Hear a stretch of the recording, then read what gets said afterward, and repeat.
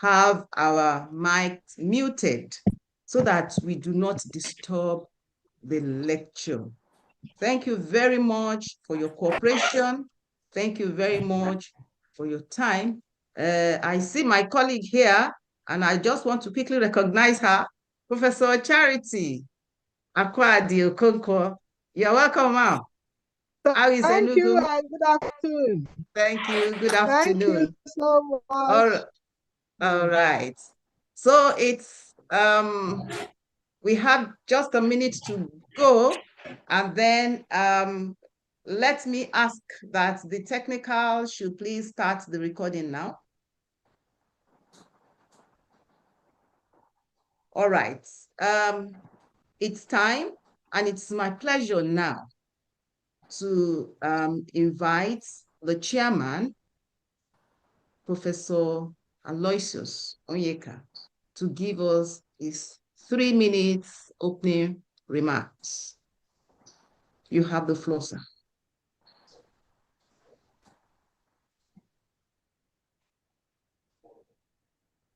Professor Onyeka.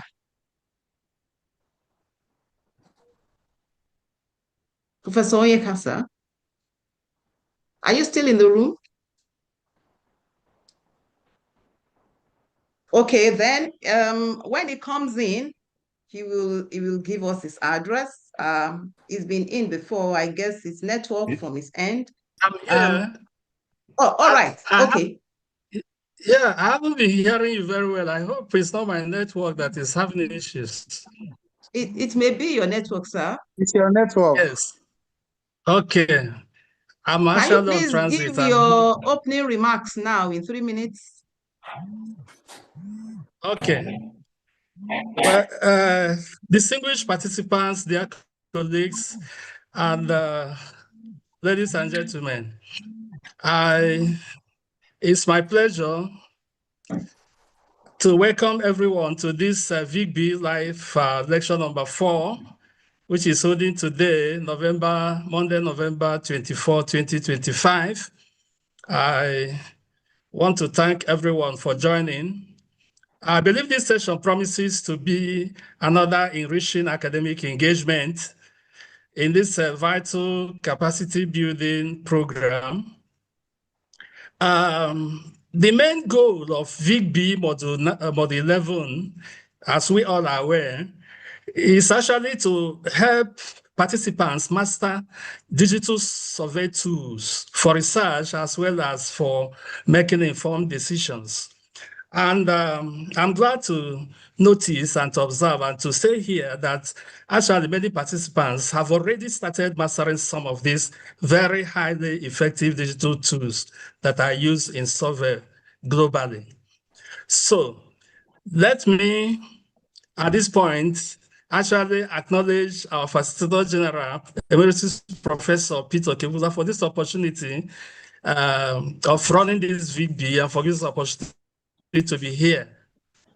We have really benefited from your visionary leadership and as you continue to shape the success of VB initiatives. So we deeply appreciate that. I would also want to recognize and thank the VB Module 11 facilitator, Professor Nasiru Maita Raru, for his excellent coordination of this Module 11 so far. I also want to recognize the host of today, Dr. Lufemi, for the good job he's done so far. Let me zero down to today's lecture in this lecture number 4.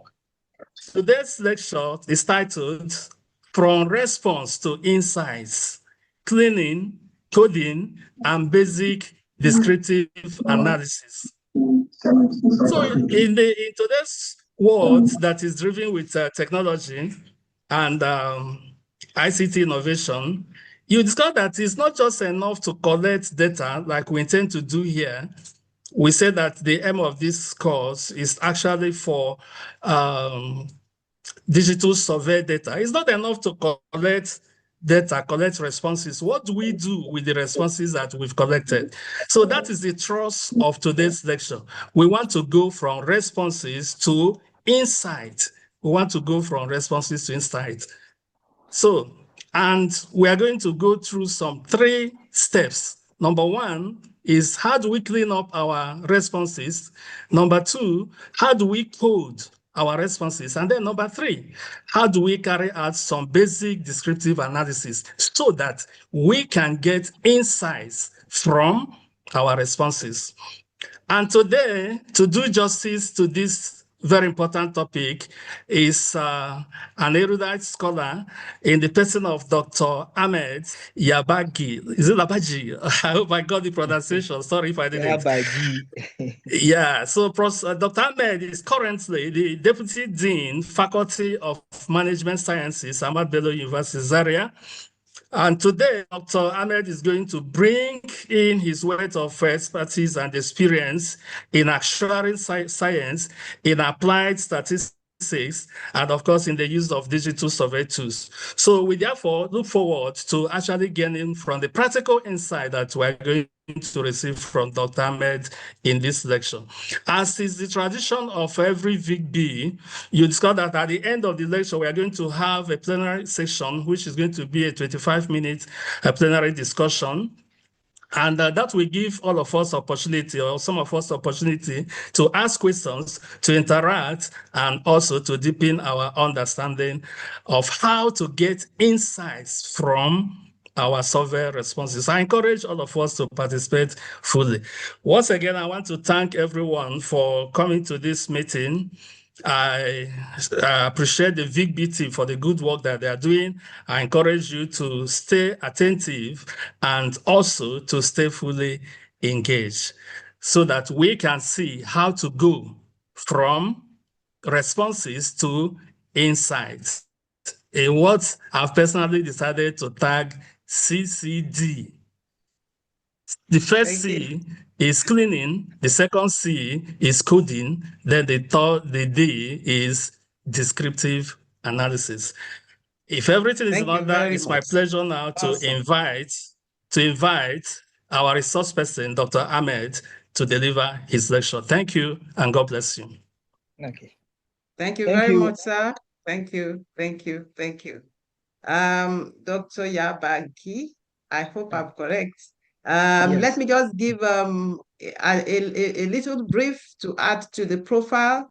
Dr. Yabagi is also, as you have heard, the Deputy Dean of the Faculty of Management Sciences at Ahmadu Bello University, Zaria. He has served as an actuarial analyst in the pension and healthcare fields, and he brings his experience to bear in his teaching career with a blend of academic depth and practical industry experience. Dr. Yabagi is known for being highly motivated, collaborative, and methodical in practice as a lecturer and researcher. He holds a BSc, MSc, and PhD degrees in actuarial science and finance, and also a certificate in machine learning and applications from Lendi Institute for Engineering, India.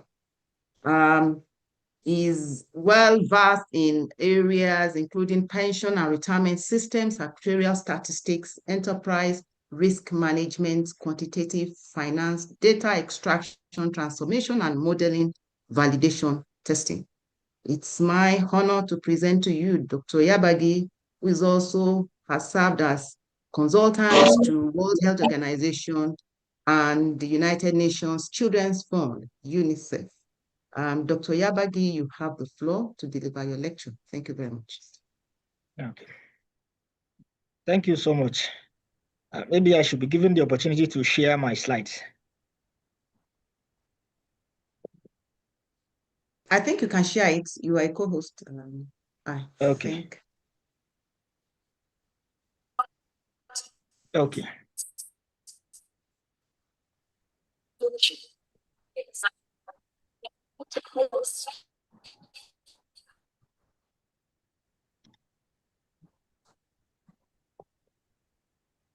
Okay. Good afternoon, ladies and gentlemen. Just as I was introduced, my name is Dr. Mohammed Ahmed Yabagi from Department of Actuarial Science and Insurance. I hope you can hear me, please. Yes, please. Okay. Oftentimes, whether as researchers or just as individuals who collect, large information from, respondents. Just want us to take an opportunity to just imagine something, and just imagine that you just collected, data from, say, for example, 500 respondents. You will be having a spreadsheet that is containing maybe thousands of entries, and to you at that point in time, they don't actually make sense because they are just too plenty. Okay, they could even be messy at times. So as far as this lecture or interaction is actually concerned, we'll be looking at how do you make sense? How do you make meaning out of those set of or thousands of data that you actually have, which at the initial stage they are just noise because they do not actually mean anything to you. Now, from this lecture, which is titled From Response to Insight, we'll try to see how we can address the bridge between data collection and data analysis. Okay, oftentimes we possess rich data, but actually we lack the methodology to extract its true meaning. So in this session, we'll try as much as we can to provide a foundational toolkit that we'll actually use to be able to extract or derive meaning from this set of data that we have actually collected. Of course, in this interaction, I wouldn't call it a lecture. We will cover about three pillars of preliminary data analysis, and that is data cleaning, which ensures the integrity of the data itself. We'll also be talking about coding, which imposes qualitative structure, and then we'll also be talking about the descriptive statistics, which actually facilitate the initial interpretation of the data that we have actually collected. It is my objective that at the end of this particular interaction or lecture, you will be able to live with a repeatable framework for preparing and initially exploring any data set that you actually encounter. Part of the content, or as the content, I have the following 5 items. Of course, we'll start with the introduction. We'll try to see how we'll understand the journey from raw data or raw responses to how you can actually derive a meaningful insight, particularly in the context of academic research. Then we'll also talk about data cleaning. We'll talk about some of those essential techniques that you can actually use to prepare, survey, and research data for the purpose of making analysis. We'll also talk about coding strategies, okay, the systematic approaches to coding both qualitative as well as quantitative data. We also try to talk about descriptive analysis. Basically, we talk about measure of central tendencies, because that is what actually helps us to summarize and understand the pattern of the data that we have actually collected. Then lastly, we'll move from the data itself to trying to see how we can derive insight, because once you have even be able to clean the data, you have been able to code the data, and you have even be able to describe the data in terms of providing some central tendency from the data, you need to also be able to derive meaning from those values that you have actually obtained. So these are what we will likely we'll be covering for this particular lecture. Now, of course, as far as data analysis is concerned, the journey actually starts from obtaining the raw data itself. And every researcher generates raw data from responses, or it could be from secondary data, which are actually also available.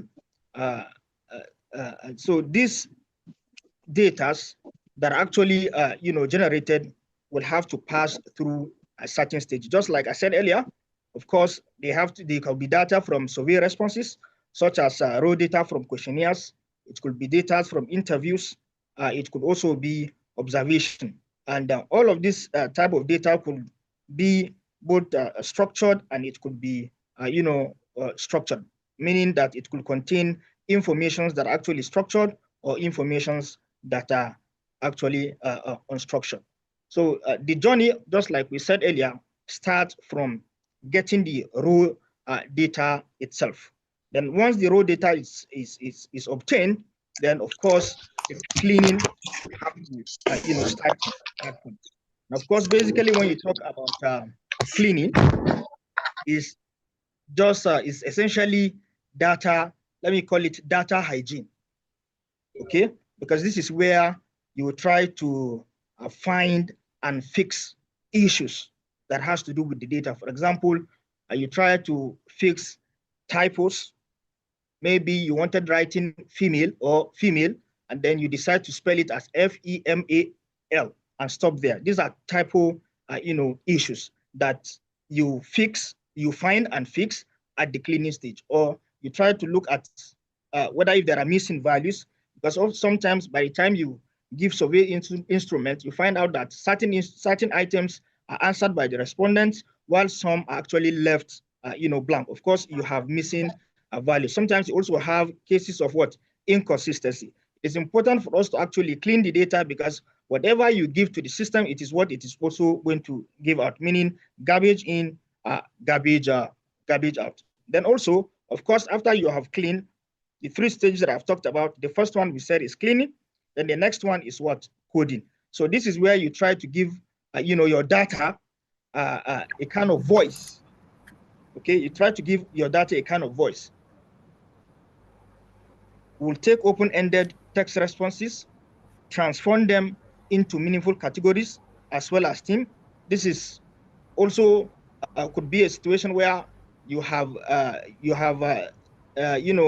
categorized the way the respondent should actually make responses. Say, for example, from strongly agree to strongly disagree. So how do you begin to give it numerical meaning?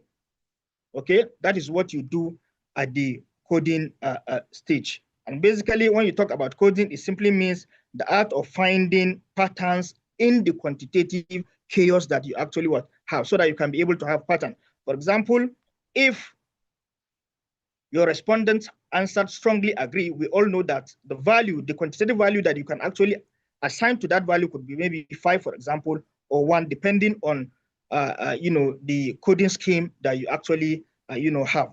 Then the third stage is the basic descriptive analysis, and this is the final stage where we let the data to actually speak for itself using simple statistics such as mean, median, mode, or even visualization.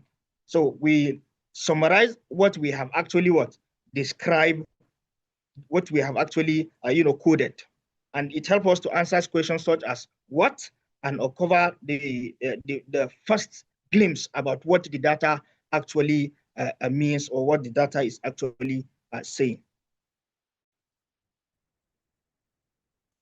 Now, data cleaning have some challenges, and we have solutions that we can actually provide to those challenges. And I decided to actually divide it into what we call SWOTs: the strength, the weakness, the opportunity, as well as the threat. Now, in the context of data cleaning, when you talk about strength, you simply mean the internal positive aspect of data cleaning. The internal positive aspect of data cleaning itself. We know that as far as data cleaning is concerned, remember, we'll be observing or searching for missing values. We'll be observing for inconsistency in terms of format. We'll be observing for duplicate entries. We'll also be observing for outliers. We'll also be observing for coding errors, and so on and so forth. Now, once you have been able to identify these issues and address them, they can actually serve as the strength of the data because they help in improving the quality of the data that we have actually obtained. In terms of cleaning, there are challenges which are termed as weakness. And these are the internal negative aspect or challenges of data cleaning. For example, data cleaning requires a lot of time, a lot of patience, because it's not something that you just do anyhow, because once you do it anyhow, then of course you are going to end up with a data that is not actually reliable. So time constraint is a challenge. Number two, large data sets. This could also be a challenge because oftentimes you'll be dealing with, if you are dealing with large volume of data, to actually clean this data, look for inconsistencies, look for missing values, okay? Look for duplicate entries could actually be challenging, even though there are softwares that are actually available that can actually, help you to actually do or ease the process of actually doing some of those activities. But if you have large data set, it's expected that it will take longer time for you to be able to clean up the data. So this could actually be a challenge. Then you could also have complex variable types. You could have variable types that maybe may not be measurable quantitatively, and you are trying to actually measure them using quantitative techniques or using quantitative method. This could actually possess also a challenge in terms of cleaning data. Maintaining data integrity during processing. These are all things that also possess challenge to data, cleaning. And that brings me to opportunity, which is systematic approach. The opportunity here refers to the external positive possibility arising from data cleaning. Okay, during the process of data cleaning, you may be able to come up with a standardized protocol of actually cleaning the data itself. So this is a plus to you. So this is an external positive possibility that arises from data cleaning itself. Just like I said, standardized protocol. During the process of cleaning the data, you may be able to come up with techniques that will make it easier for you to clean the data, or techniques that will make it easier for you to identify outliers or identify missing values or identify duplicate entries. Automated validation check is also another systematic approach that could also be developed during the process of data cleaning. Documentation trail, this is also very important for you to actually document the trails so that we can be able to know what are the reasons, or how were you able to identify certain issues that has to do with the data, and what did you do about that? You need to actually document all those things so that it can serve as point of reference. Also, collaborative review process. These are also processes that can actually also be developed during the systematic approach. And lastly, we have the threat. The threat, these are the external negative risk or challenges. They are not internal to the data, but rather external. And this has to do with the quality assurance of the data that you have actually collected, or that you have actually obtained through a survey. You have cross-validation method, interrelated reliability, audit trails, and transparent reporting and cleaning decisions. These are all things that we ensure that your data actually meet the minimum required quality. Okay, has some level of integrity in it. So these are the things that will ensure that. So data cleaning have some challenges, and it has solutions that we have actually classified into SWOT. I hope we are together, please. Go ahead. Yep, very much so. Okay, so let's quickly talk through these steps of data cleaning. Data cleaning has basically about 4 steps. The first one, which is the initial data inspection. This is our first look. At this point, we are not trying to fix anything. Not yet. We are not trying to fix anything at this point. What we want to do here is to diagnose the patient. Let me put it that way. We want to diagnose the patient to see what is actually wrong with the data. What are the issues that are wrong with the data? Here, you try to examine the structure, identify the variable types, check for any kind of errors, and you assess the overall quality of the data. Now, in checking for or conducting initial inspection, we can make use of what? Frequency tables, because it can help us to show something. For example, we're interested in inspecting the data, we can run normal frequency table just to see whether if there are missing data or there are errors in the way we actually enter the data. So that is the first step. Here we just want to diagnose the patient to see whether if actually something is wrong. Then error detection. At this point, we begin to list the symptoms since we have now diagnosed the patient. We try to look for non-applicable values, for example, to identify missing values, to identify outliers, to identify inconsistencies, to identify typos, and so on and so forth. So here, just like I said, we begin to list the symptoms. We begin to list the missing values, look at the outliers, and what are the outliers, inconsistency in terms of responses. And after that, the next thing is data correction. So we have already diagnosed the patient. We have listed the symptoms. Now, this is the treatment phase. We decide on the strategies. Do we impute, for example, missing ages with median? Do we record M, or do we record MAL as male? So these are questions that we answer at this particular point. And in this point, subjectivity can actually creep in. So therefore, we must be very we must be very careful. Now, lastly is validation.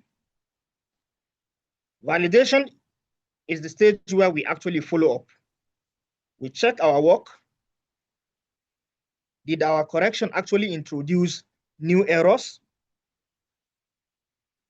Okay, we must document all of this to be able to see whether if during the process of trying to correct the data, we introduce some new error. That is why we said you verify the cleaning decision itself, and you document all the changes that have actually been made, because that is what will serve as reference for you. So once the data is actually validated and actually documented, then we prepare and clean the data for analysis.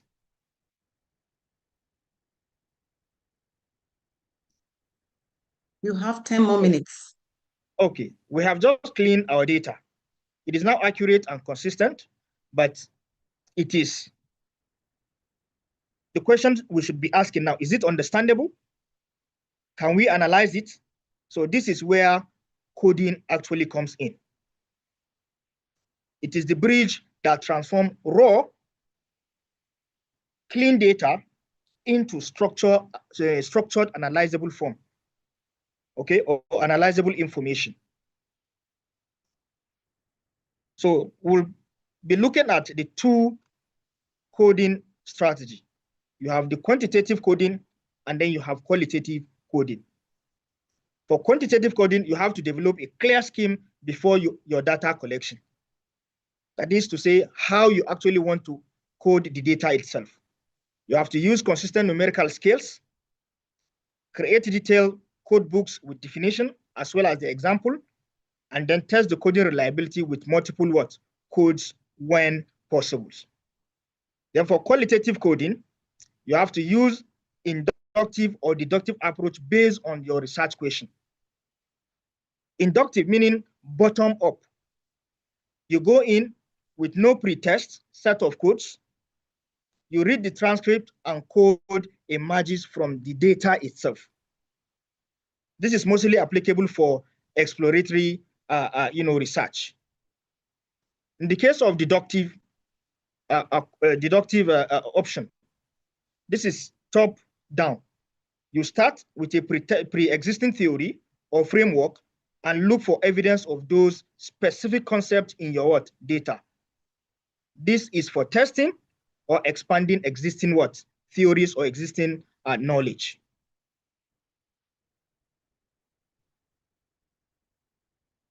Okay, so basic descriptive analysis. Now that our data is cleaned and is coded, we arrive at a crucial moment. Our first real conversation with the data. This is where the first conversation with the data actually begins. Now, descriptive analysis, of course, is the process of summarizing and describing the main feature of a data set. It answers the fundamental question, what does the data shows? For example, you make use of frequencies, central tendency, variability, crosstabs, and so on and so forth. Okay, you could use your frequency, for example, to know the usage rate, which is a specific type of frequency that can actually tell us what proportion of a group does something or not. For example, 45% of users use the new features or not, or something like that. Okay, or you could use your normal frequency, which purely just counts how often something occurs, or central tendency, okay, or variability, such as standard deviation or range. So we can actually use statistical measures such as mean, median, mode, standard deviation to actually describe the data so that we can actually have an overview of what the data is actually saying.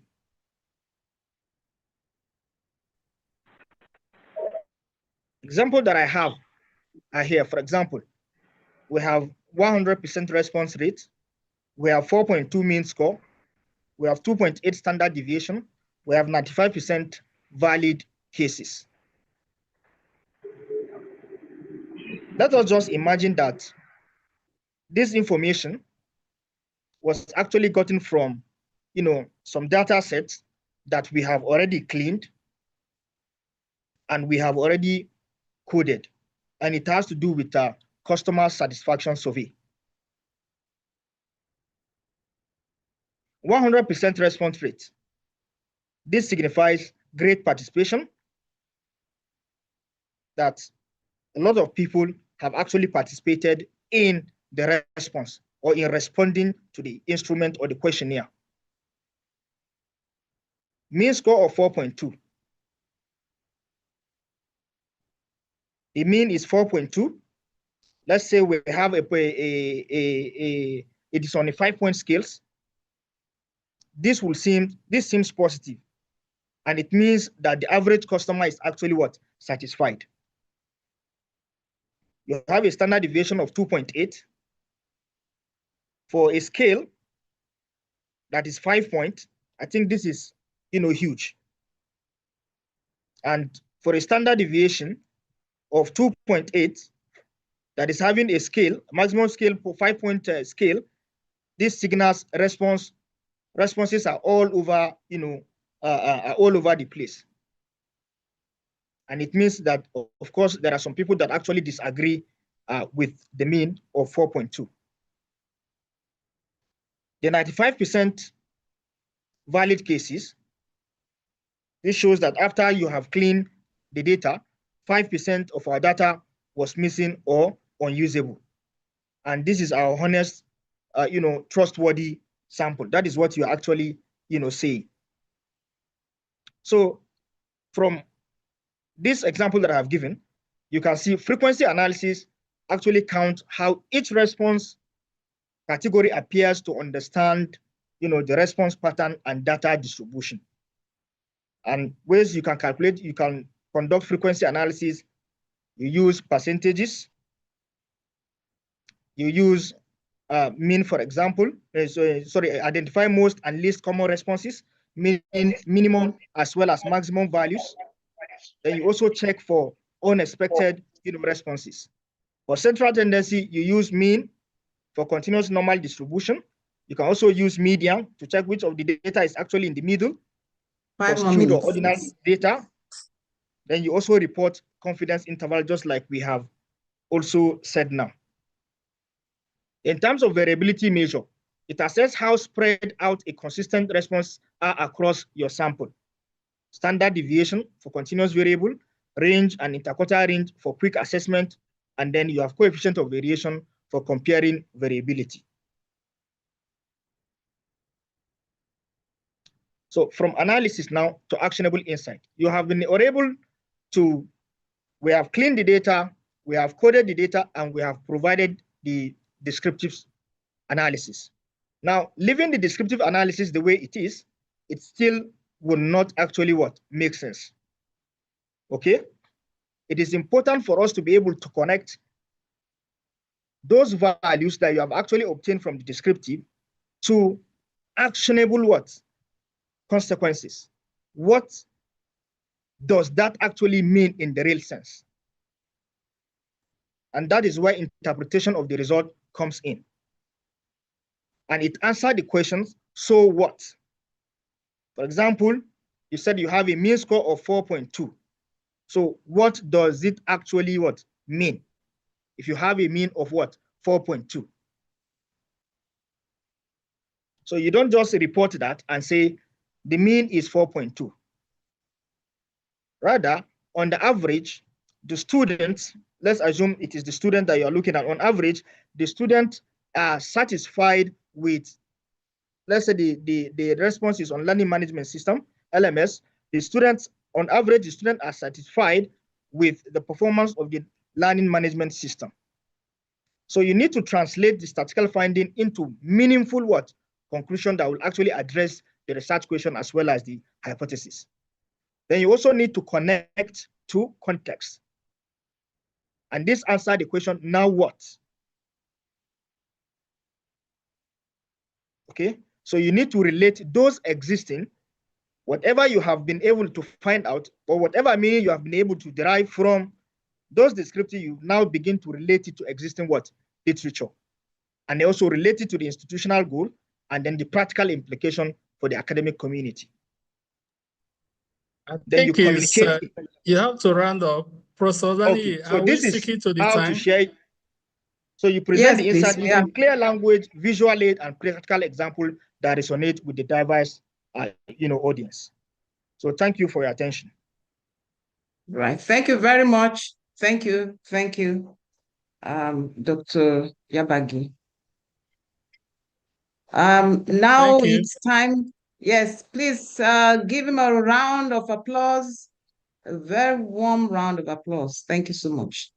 Now permit me to invite the chairman, Professor Onyeka, to take the floor and take us through the plenary discussion.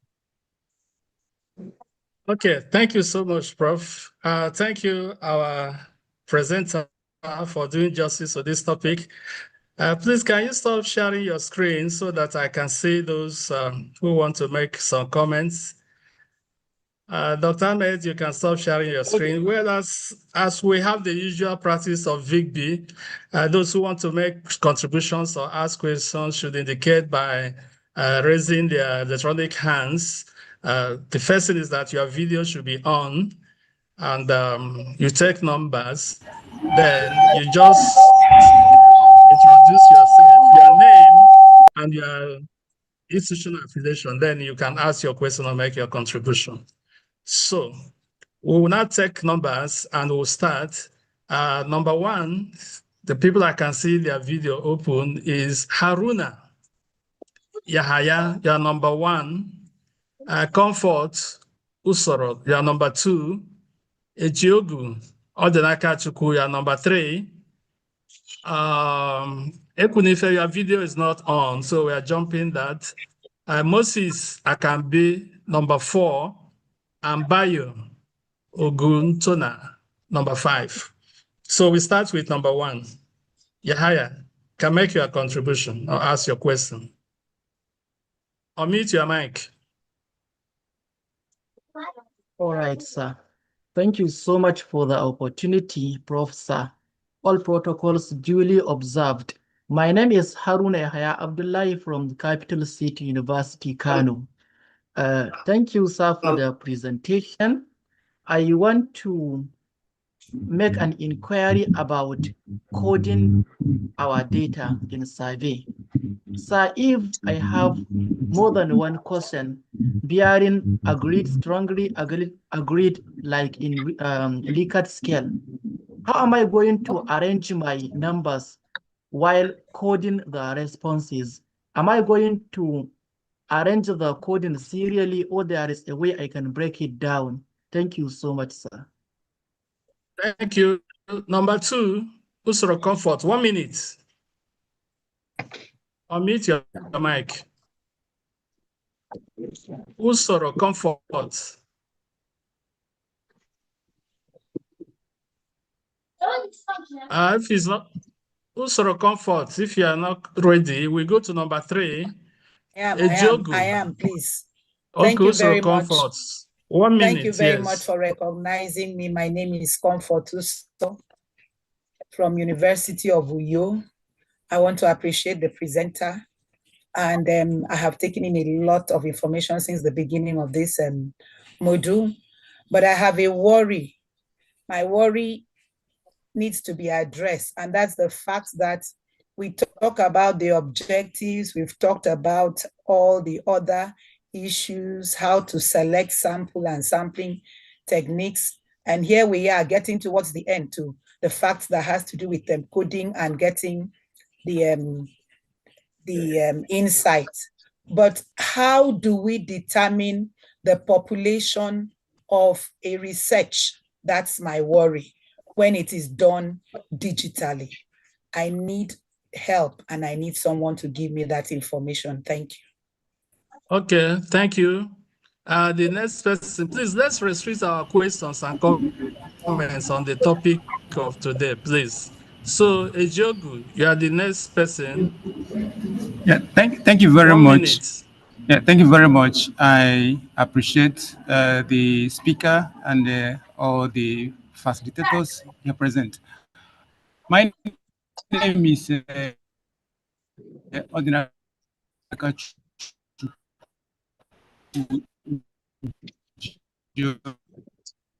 from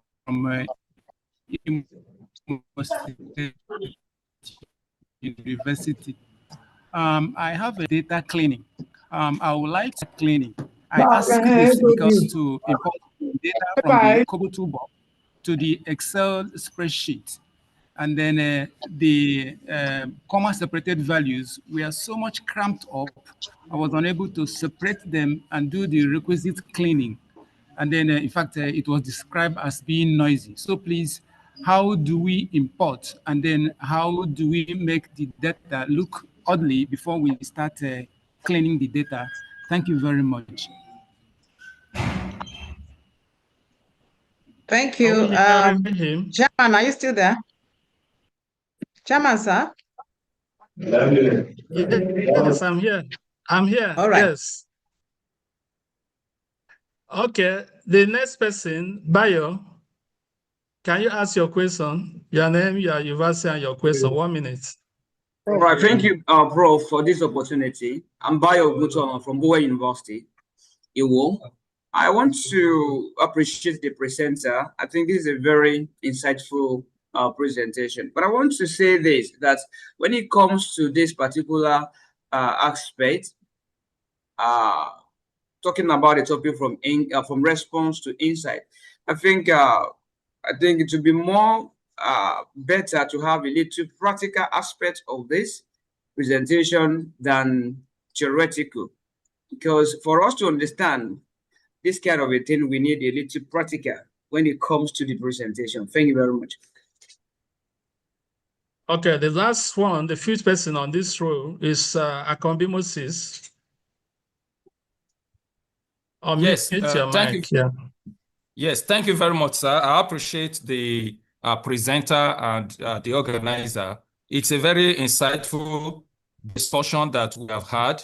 And the input that I just want to make is that sometimes one of the things that makes our data to be dirty is when people use O instead of 0, I instead of 1 or L. And so in the design, we should always try to put some maybe input marks or some of the things that have been said in previous training to avoid that. And then secondly, during the presentation, people were greeting, I am so and so, and I think it was distracting the slide that was being shown. So I just felt I need to mention that so that when presentation is on, we should just be following rather than people just greeting. Thank you, sir. Thank you very much. Let's get back to our guest speaker. Dr. Ahmed, please, can you respond? Okay, so I just hope that I will be able to recall the questions that were asked because I didn't have any pen close by. So, but as I respond, probably wherever I missed, I think you can actually draw my attention to it. The first speaker or the first person actually asked a question relating to what happens, how should he code if, for example, he has a 5 Likert scale, maybe strongly agree to strongly disagree, for example.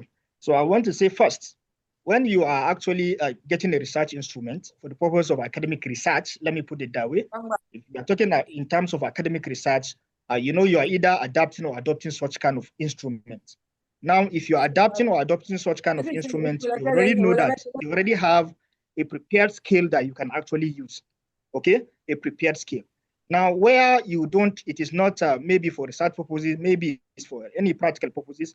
Of course, if you are going to code, let's assume you're having a 5 Likert scale from strongly agree to strongly disagree. Of course, the expectation is that strongly agree should take, value, for example, 5, and then strongly disagree should take the value, 1 that way. I hope that answers the question.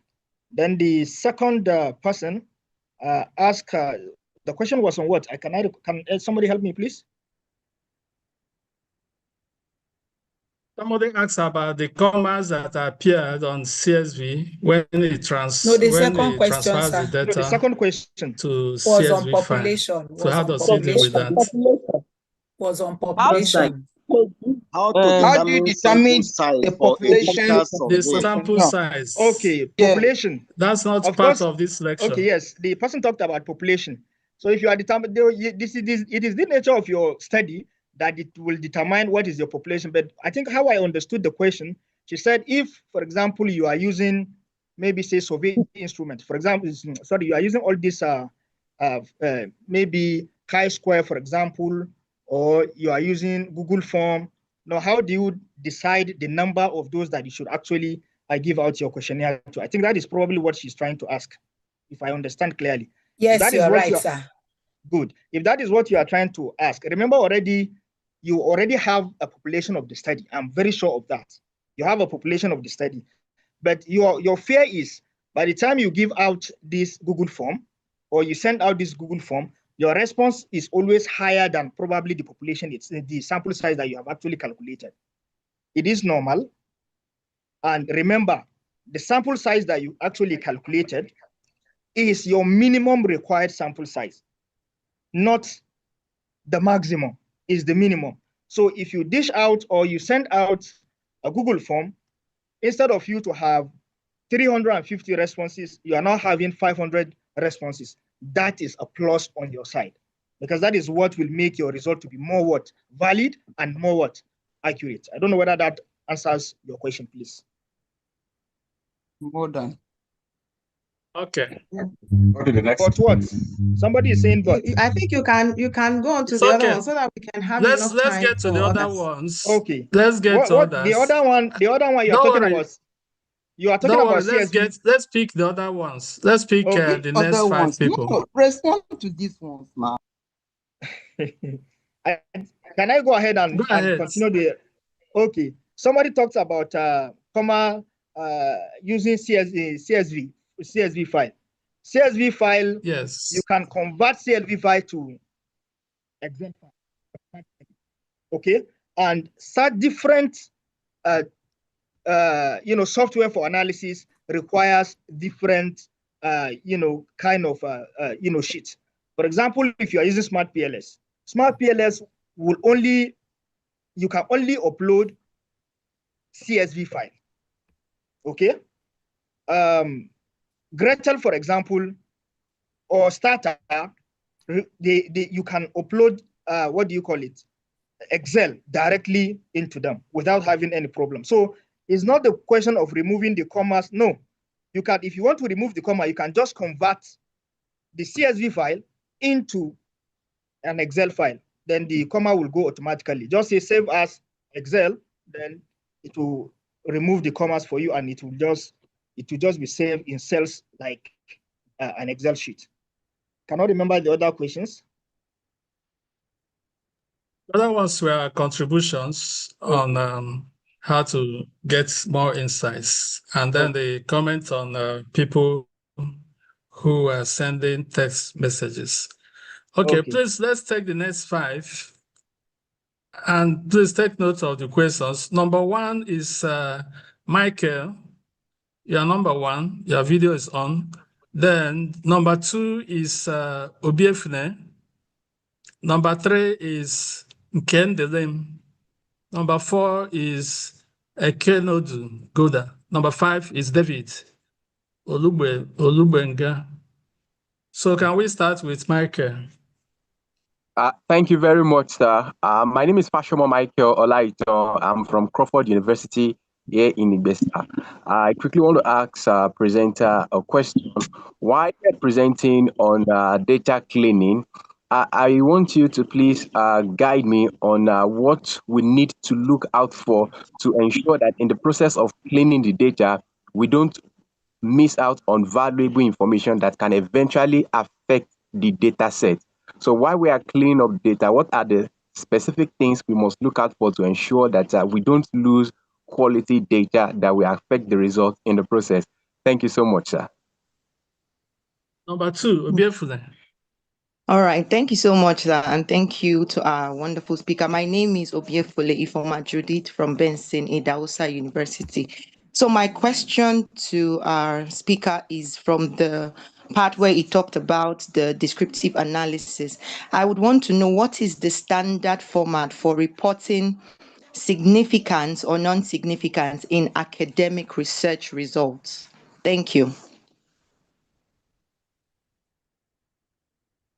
Number 3, Kendlin. Okay, good afternoon, everyone. Standing on a already established protocol, I'm Obioka Kendlin from Admiralty University of Nigeria. Thank you for the wonderful presentation, Prof, and the insight. My question, my sister have already asked, like you have my thought. Then my second question, most times in academia, especially in computing, they say before you use a data, you have to do a pre-processing, cleaning or thereabouts. And I want to know which best approach before we start using the cleaning the data. So which best can we use for the pre-processing tools in our data analysis? Thank you. Number 4, Kenodo. Thank you, Mr. Chairman. My name is Golda Ekenedo from the University of Port Harcourt. My question is actually to get what the presenter said when he was presenting the last slide. He said that when it comes to interpreting results, it's like asking, so what? So when it comes to connecting to context, I didn't get exactly what he said. There's a phrase he used, a question phrase he used for that. Please, if you can just repeat that. Thank you. Then the final one here is David Olubenga. Thank you very much, sir, for giving me the permission to ask my question. I'm David Olubenga from the University of Ilorin. My question is that for large data sets, what does the speaker advise? Can one on the use of AI to be able to help, especially when you have very large data? How does AI come in to help? Thank you. Okay. Dr. Ahmed, can you respond? Okay. The first person asked that during data cleaning, what are those things to actually look out for to ensure the quality of the data? Of course, there are certain basic things that you should actually look out for. I think I've mentioned some of those things. Number one, issues like missing values. There are things that you should actually watch out for when you are actually cleaning your data, because if there are so many missing values, it can actually affect the quality of the data that you actually have. And there are rules that you can actually follow. Okay, if a particular data set has certain missing values, what do you do? Should you remove it, or should you replace using whatever replacement method that you actually want to use? You should also look for things like outliers. Okay, this is very important because outliers can, at the end of the day, affect the quality of the data that you have. If maybe, let's say, for example, out of 5 respondents, 3 are actually answering strongly agree, and then you have 1 answering strongly disagree. Out of, so it's an outlier. So that can actually also affect the data, quality, and so many other ones that you can also, find out. Because of time, I want to just talk about few. Then how do you report significance and not significant? It depends on what you're actually testing. Okay, it all depends on what you're actually testing. What you are trying to conduct study on is what will actually determine what you are going to use as what value is going to serve as significant or no significant. But maybe if you are talking about at what level of significance do we either accept or reject maybe an hypothesis, for example, or at what level do we say a result is significant or insignificant? Again, that also depends on the nature of the study. Some, for social sciences, they accept 5 and 10%. For those that are not in social or management sciences, maybe, for example, life sciences, I believe their own is about even 1%. So it all depends on what you actually conducted study on. Then third, pre-processing tools to use before cleaning data. I don't actually get the question of what you're trying to say, but pre-processing is part of the data cleaning itself, trying to process the data, to clean the data before you actually start the actual analysis. And of course, there are so many tools that you can actually use for data cleaning. For example, SPSS, you can actually use SPSS for data cleaning. It's one very suitable tool that you can actually use to clean whatever data that you actually have. Then interpreting results. Okay, somebody was asking that when I was making my presentation, I talked when it comes to connecting to the context, I used a particular phrase. Yeah, we have 5 more minutes. We have 5 more minutes that I used was knowing the VIG-based tradition. Now what stage? Now what? Now what? Okay. Inside, it's you try to answer the question. Now what? Okay. Since you have already gotten the question, so what? Then now what? You now begin to connect your findings or whatever that you have been able to establish from your data, connect it to the literature and so on, and even the theory. Then lastly, how does AI help? Of course. Thank you, Dr. Yabagi. Okay, you can stop there. Let me hand over to Professor Lani for the Thank you very closing much, our chairman, sessions. Professor Aloysius Onyeka. We are very grateful for your time and smoothly taking us through this session. We have 4 minutes to close this live lecture today. I'm going to invite our Module 11 facilitator to give us some information and closing remarks before the facilitator general will close the lecture. Over to you, sir. Thank you very much, Deputy Facilitator General Admin. I would like, once again, on behalf of the Facilitator General, to thank our distinguished chairman and also the presenter for the wonderful presentation, and also to continue to appreciate our participants, for the level of commitment that they have shown. Already the results for discussion forum 1 is out. Before the end of the week, the other results will also be out. So we thank you very much for your patience, and that just like we did mention earlier, some of the hitches that have occasioned this challenge have already been resolved. Subsequent weeks, the week will continue as normal. Like we mentioned in the newsletter, this week there will be no practical. We'll be engaging you on some offline activity, that will be unfolding the program as we go along. So once again, thank you so much. This is one area where the Facilitator General is so vast on, and I'm sure he would want to make rich comments as far as this session is concerned. So thank you very much, distinguished facilitator general, sir. Yeah, thank you very much, our facilitator and VC Emeritus, Professor Nasiru Meturare, for so well steering us along this module 11 path. I thoroughly have enjoyed this lecture. I want to, specially congratulate. I know if you go, if people have not asked. I want to especially congratulate our lecturer for that very insightful lecture. I wished our facilitator module 11 will give him like 3 hours, so that we can continue to enjoy him. So one and all, I'd like to thank you, our chair, who is my very good friend and a stalwart in Victory as a participant over the modules. So thank you all very much. I'm just looking at the time that if it's exactly, let me see. So thank you one and all. Question that people raised about the data cleaning that mentioned it, that you need for ab initio to ensure that as much as possible, data entry does not bring in impurities. So at some point, maybe in module 12, you see how we'll set that up. You validate every item that will ensure that if it is O that you want to write, you can't put 0. If it is I that you want to write, you can't put L, whatever that is. And also, if I were in my regular region, I would have stopped all the people saying, oh, I'm so and so from this university, distracting, but I'm not. As you can see, I'm on the road. Once again, on behalf of everybody, say thank you very much and bye-bye for now. Bye-bye. Bye. Bye. Thank you. Thank you.